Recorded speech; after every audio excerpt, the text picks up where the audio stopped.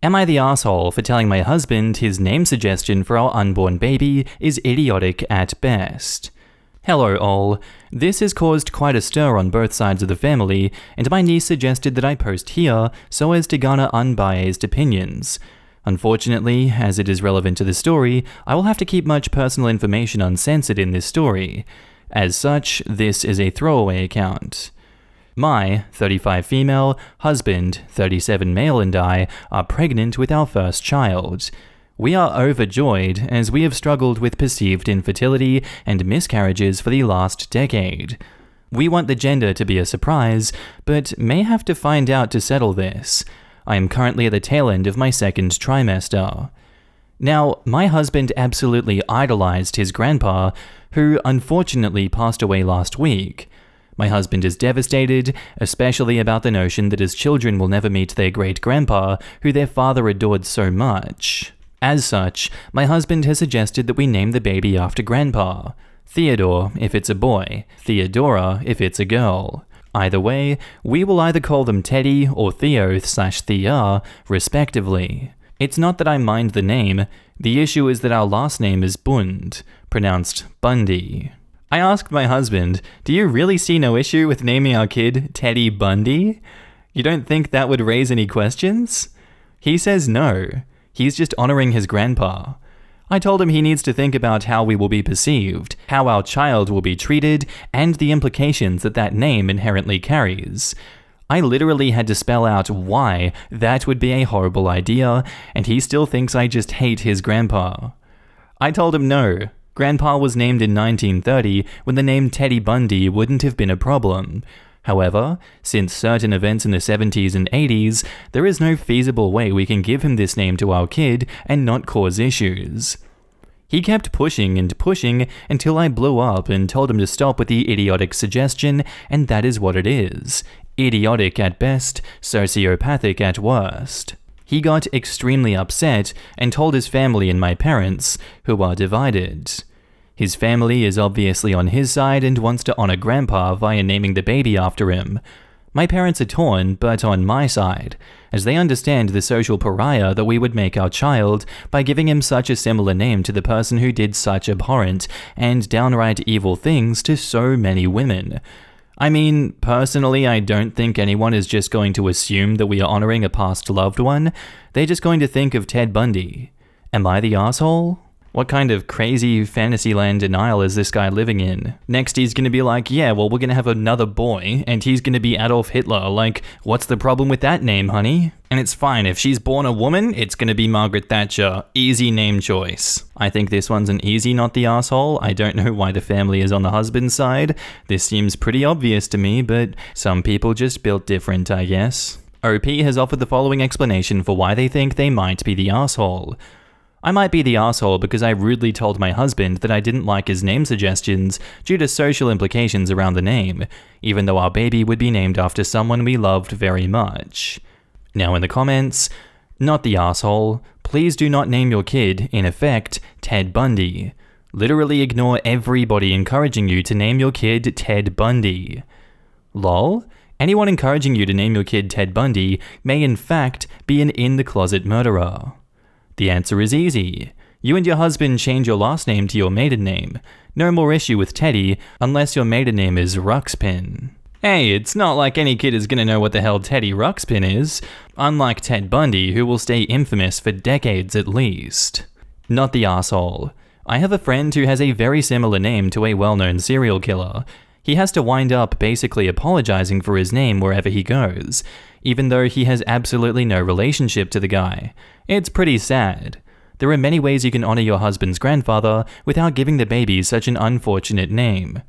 This is my friend, John Wayne Gacy. We're also friends with Charles Mason. Not the asshole. If your last name is Dahmer, you probably stay away from Jeffrey. I share the name of a famous athlete in the state that he played college ball. I was 8 when he became famous, so I wasn't named after him. Just coincidence. It comes with its own issues, nothing too bad. Outside of people thinking that I'm him, finding my address by typing my name into Google, and then they stop by my house, it's happened twice. I couldn't imagine having to share a name with a serial killer. Not the asshole. Even if the name wasn't bad in this way, it takes 2 yeses for a baby's name. 2. Even if you simply didn't like the name, your no means no. How many people did it take to make the baby? 2. How many people will it take to raise the baby? 2. How many people get to decide on the name? 2. 1 no equals no. Not the asshole. Why does he love his grandpa more than his own child? I have bad news for your husband. Grandpa is dead and won't know the difference. The kid will, don't let him do it. Now back up to the post, we have some edits and updates. Edit. Just to say that you guys are all proving my point that Ted Bundy is clearly still an infamous name. There has not been one comment that didn't immediately make the correlation upon hearing my last name. That is exactly what I don't want to have happen to my child. Kids are dicks, and they're gonna find a way to be mean. Let's not just hand them the material. Edit 2, Bundy's full name was Theodore Bundy. That's where this problem is ultimately stemming from. When a teacher reads the name from the roll, be it Theodore or Theodora, they aren't going to assume a nickname, it's just gonna be the full thing. Update and final edit. So I tried to make an update post, but I decided to just throw my update in here. Essentially, my husband stayed with his brother and sister-in-law for a night, and they talked it out. His brother was also very close with their grandpa, so I think hearing the same logic from someone grieving just as much knocked some sense into him. They explained why he couldn't just name his kid Teddy Bundy, and especially because we live in the western US, in one of the states where he operated and was also caught, imprisoned, and escaped. I don't even think it's legal to use that name. We spoke briefly on the phone before he came home, where I apologized for how rude I was when he kept suggesting the name. I explained that I was just stressed that he was seemingly overlooking just how bad it would be to have a kid with the same name as a very notorious serial killer, and I didn't feel listened to. He apologized as well, telling me that his grief was clouding his judgment, and that he also understands why we can't give our child Grandpa's name. While we did want to keep the gender a surprise, we felt like we had to look at the ultrasound to help hash this out. We are having a baby boy, and decided to give him his grandpa's middle name, Silas. Our son will have the name Silas Bundy. We also decided to go through with marriage counseling, as well as grief counseling for my husband. He asked me to attend, and I'm sure I could learn how to be more compassionate about his loss. I was never too close with my grandparents, so I'm trying to be here for him, but can't empathize as well as I could. All in all, this worked out. Thank you so much for everyone who gave their opinions. You really helped us out here. This will be my final update. I'm going to be deleting this account as I've already doxed myself enough, and I've been sent links to articles and videos that people have started using this story in. Once again, thank you all so much. This was such a wild thing that I honestly never thought would happen. But yeah, I'm so glad this has been worked through. Thank you everyone. And now for some comments. My sister thought Will was a good name for my firstborn. I said, you know, they'll call him Willie. She thought that was fine until I reminded her my last name is Nelson. Up until my mum was in labor, she was set on naming me Indiana Jones. Luckily, someone convinced her otherwise. I would be less worried about the kid themselves, at least for the first 10 or more years of their life, and more worried about how the parents would be perceived. We just had, and still are, having a true crime moment in American popular culture. Other parents would straight up assume you named the kid after the serial killer based on like 5 TV shows about him that have streamed in the past few years. They're gonna think that you saw Zac Efron as a sexy serial killer and thought, I like the sound of that. They're gonna think that you are, at best, a true crime fan with a complete disconnect from the human cost. Which will, of course, have social consequences for your kid, as every parent sees his name, says yikes, and vows to have as little interaction with his parents as they can. This kid is going to forever be explaining how to pronounce that last name anyway, and at some point the teenage boy will say, Bundy, like the serial killer, ha ha ha. But I'm glad the parents worked out a compromise and are also taking steps to improve some parts of their relationship overall. Parenting requires many compromises. It's good to learn how to do that well early. Our next post is titled, Hey Mom, my wife and I have lived together for a long time, and I'm very comfortable with food prep routines with her. However, we now have an adult man as a roommate, and I can't keep any food or drinks in the house long enough. Just for context, my wife and I are lesbians, and have never lived with men before. That's why this whole thing is annoying to adjust to. Neither of us eat very much, thanks to a combo of meds and eating disorder history, so food and drinks last a while before I have to make them again. For example, I made 3 gallons of unsweetened iced tea maybe 2 to 3 days ago. It's gone. I made 50 uncrustable sandwiches and it lasted 2 days. I got a 12-pack of sparkling water and didn't even get any. We don't really cook here because between the 3 of us, we have sensory issues that make most bulk meals impossible to eat, and we all work multiple jobs. I've tried separating my drinks and personal food, and that works sometimes, but he's allowed to eat and drink. We split the groceries cost. I just literally can't make enough to last, and I am so tired of constantly being out of things I want. Any ideas? How to make more bulk things? Storage ideas for how to make more of anything at once. We do have a deep freezer we can use, but if 50 Uncrustables, for example, are out in 3 days between the 3 of us eating them, with him eating way more, how can I possibly prep enough to have a stock? I am overwhelmed, we are going through food way more than we used to, and I am too tired to keep doing this.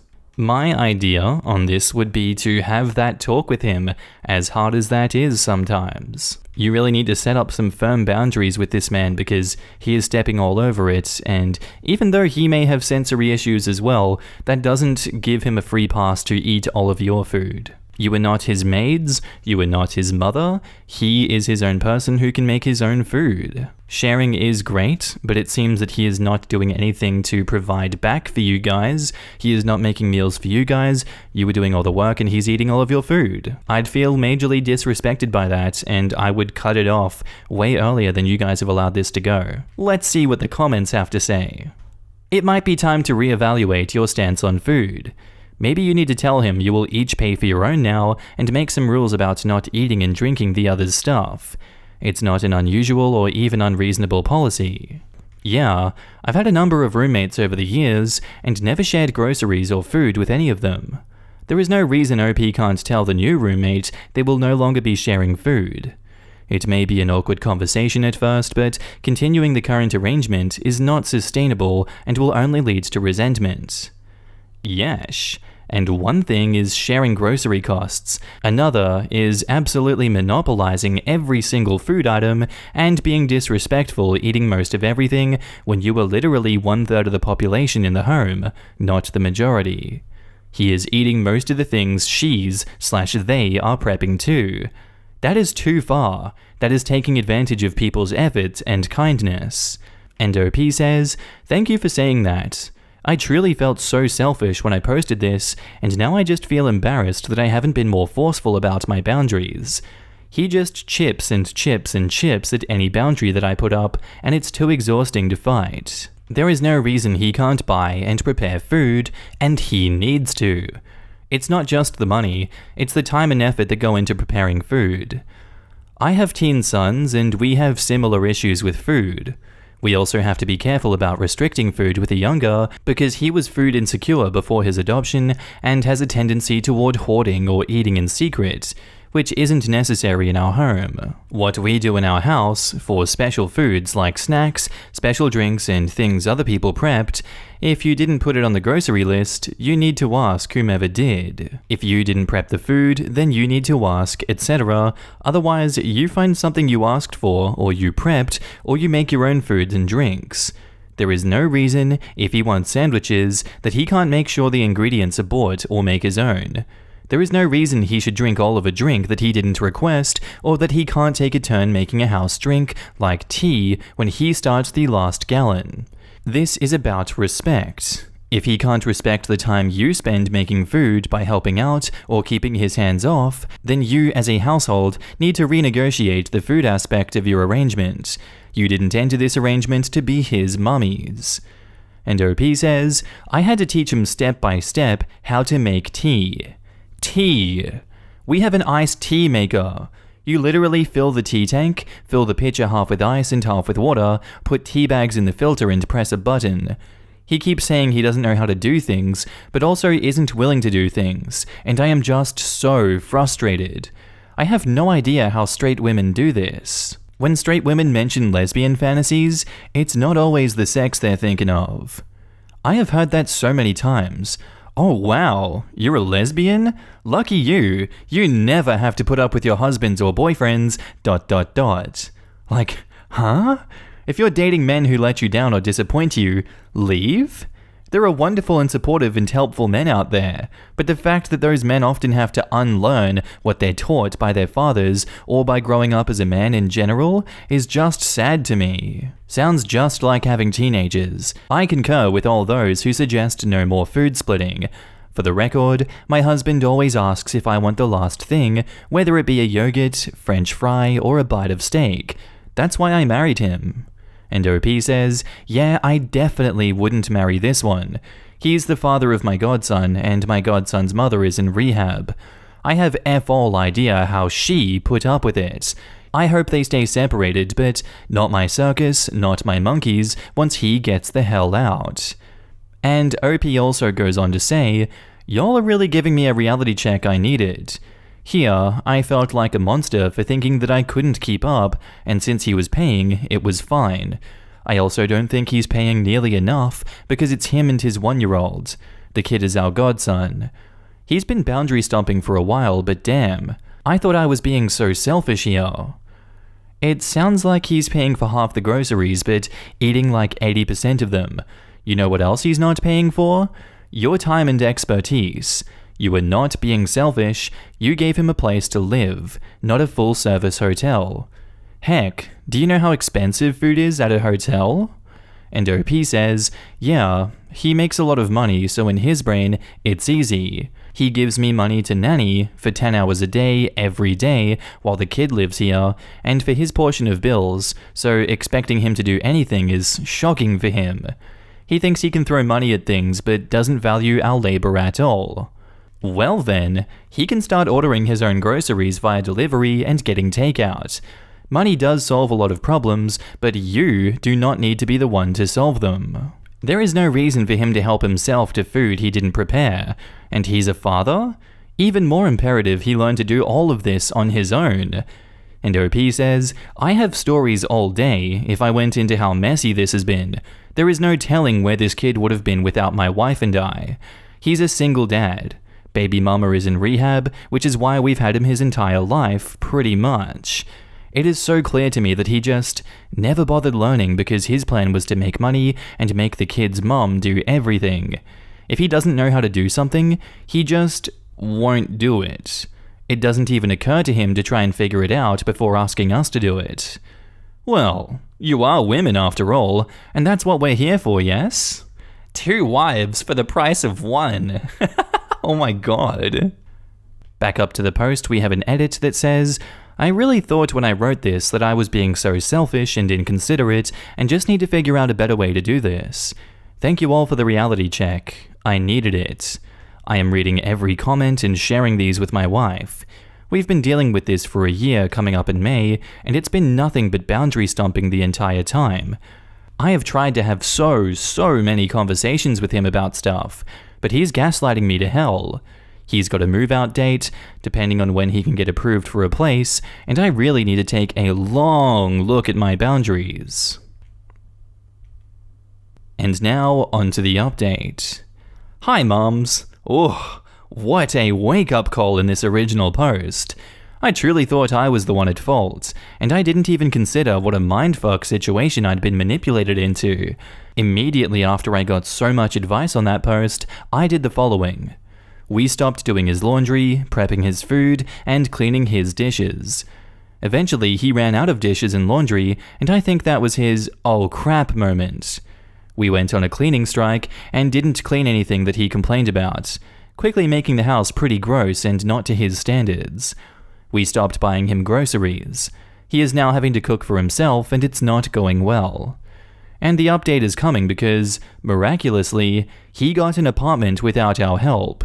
He will no longer be homeless without me finding and calling and sourcing living spaces. He's got a move-out date. He's leaving. And he miraculously found a daycare and pricing without my help, and it's cheaper than us. So we get to have our own lives back. All of y'all were right, and the minute we stopped being his housewife/mother/maids, he had to reckon with all we do and immediately had a rude awakening. I cannot thank y'all enough. I'll update again when we have our home back, but thank you. I love all of you. To any of my little siblings reading this, the collective group of mums here are amazing. Don't be afraid to reach out. You'll get gentle awakenings and advice if you need it. Your big sister is here for you. Lesson learned, no one will ever violate my boundaries like this again. Thanks, mums. And now in the comments, I have a teenage boy. Active, athletic, how did you outgrow the clothes we just bought, teenage boy. And he doesn't eat half of what this grown man does. He also knows how to cook, clean, and do laundry for himself. My point? That man is just an ass. I have seen far too many older women and my peers raise their boys like they were incompetent princes and then wonder when they grow into teens and adults who won't lift a finger around the house or keep a relationship because these men go on to try and make their significant others into their maid. Yet they wonder what's wrong with them. You can't raise them to be a catered-to man-child and then be shocked when that's what they grow up to be. My boys are 15 and 12 and are always shocked when their friends don't know how to clean up after themselves or make food. Yeah, I'm a guy who has wondered how so many dudes I've known just cannot clean up. I hated living with men. I'm not a neat freak and my parents sucked, but they at least made sure that I knew how to take out the trash and clean my ass properly. But I'd just say about every man I ever lived with or even hung out with didn't know or care to do basic cleaning, and it utterly perplexes me that this is unusually common in my area. Okay, assuming between OP and wife eat like 8 Uncrustables each across 2 days, that means this dude was still eating 34 in 2 days. Is that possible? Am I not comprehending something? Did I math wrong? Are they rooming with the party sub guy? I made a loaf worth of PBJ sandwiches to freeze when the supply chain took out Uncrustables. After the first 2 months of lockdown, I was so over making sandwiches every damn day, and I would be beyond pissed if it vanished that fast. I love cooking, but bulk PBJ making is backache city. Our next post is titled, "My husband's boss just called me because he couldn't reach my husband. Told me, I know he took off, but can you please ask him to come in? He kissed me goodbye on his way to work 8 hours ago, and I can't reach him either. He was dressed for work when he left today. I packed him his lunch, told him to have a great day at work. He said thanks and left. I have no idea where he is, why he said he was going to work if he wasn't. I can't reach him. His phone goes straight to voicemail. I don't know why he would take the day off. According to his boss, he's been taking every Thursday off. His exact words were, I know Thursdays are your husband's days off, and not tell me. And now in the comments, well, I'm guessing this isn't going to end well. Have you checked the bank accounts and credit cards for charges today? Might give some clues. While you're at it, check the mileage on his car every day and compare it with Thursdays. Damn, some of you have those great private investigator traits. Get an old phone with good battery and leave it on in the car. Low-cost GPS tracker. Gotta have cell service and a logged-in Maps account though. Plot twist, the boss knows what he's doing and low-key tipping off the wife. That's how I would have done it. Boss is absolved of messing with employee's life because of course they assumed wife knows about Thursdays off. Well, it's either a long-term affair or he's taking a class to surprise you. I wouldn't say a single damned word. Just start taking measures to protect your ability to have a roof over your head and a livelihood if it's an affair, or decide if you want to put up with it. No matter what, if your birthday, anniversary, and Christmas go by with the status quo, you'll know what to do. Don't assume infidelity gives any edge in custody. Do you all live near a casino? My mother's second husband got busted exactly like this, and it turned out he had a bit of a gambling addiction. My mom called him at his office and the receptionist was like, lady, isn't he home sick in bed? Also, maybe check your attic or closets you never look in for lots of stolen office equipment. And now on to the update. He goes to visit his brother every Thursday in a state penitentiary. He was ashamed to tell me he was in there. Edit to add, this is verified, he is telling the truth, and I'm not going to put why his brother is in jail or the length of his sentence. Thank you all for your kind words. To everyone who reached out with comments, messages, and awards, you are all lovely. This was scary for me. Thank you for the moral support. And copying for a comment for context on why he wasn't open about this, my husband's grandfather spent time in jail. His father as well, a long time ago in his youth. My husband was worried with his brother there as well. I was going to think it was an inevitability that he would wind up there too. In my husband's mind, he didn't want me to know that he comes from an entire family of what he calls broken men. And now in the comments, that also explains why the phone was off. I'm glad it was a lot better of an outcome than what most had thought. I just can't believe it was something as left field as this. Everyone in the original post was gritting their teeth for the usual cheating outcome. I'm almost relieved it's not that. How do you feel about his reason? Seems legitimate to me, and I let out an "oh thank goodness" sigh when I read the update. Great news, everyone! Turns out his brother is a felon. Huge relief. Seriously though, happy to hear there is an innocent explanation, relatively. Kind of reminds me of the one where the wife found a long hair in the shower. The husband let a homeless friend, who had long hair, shower there, and kept it quiet because he didn't want to out his friend as homeless. Reminds me of an episode of Malcolm in the Middle. Some boss at Hal's workplace are cooking the books, and when their diddle is discovered, they try to blame their embezzlement on poor Hal. But he's able to prove he didn't log the phony bookkeeping entries because they always happened on Fridays, and he'd be skipping out work on Fridays for years. And he presents as evidence a cigar box full of dated amusement park and movie tickets to prove his regular absences on all the days the embezzlements actually happened.